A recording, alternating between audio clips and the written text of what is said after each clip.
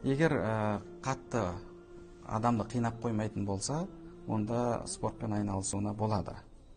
Ал егер қатты қиындататын болса, ораза тұту қиын болатын болса, онда негізі спортты басқа уақытқа, кешкі уақытқа кешіктіру керек. Неге? Өйткені құлшылық бұл енді бірінші кезекте тұратын нәрсе.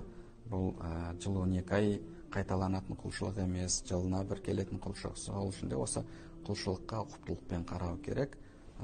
Негізгі бағанағы назарды осы құлшылыққа аудару керек. Оған кедергі болатын нәрселерді кешіктіру керек. Кешіктіруге мүмкіндік болатын болса.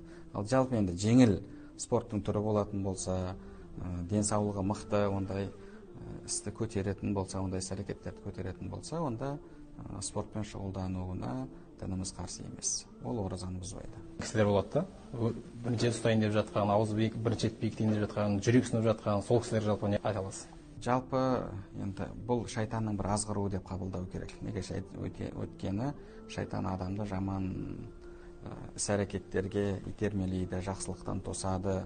Ол жақсылыққа әрекет жасаған кезде осындай бір қорқыныштарды адамның жүрегіне кіргізіп, оның жауапкершілігі өте үлкен, анандай мынандай деген секілді нәрселерді адамның жүрегіне салып, оразаны тұтуға тырысады. Бұл шайтанның азғыруы, айла әрекеті деп білу керек.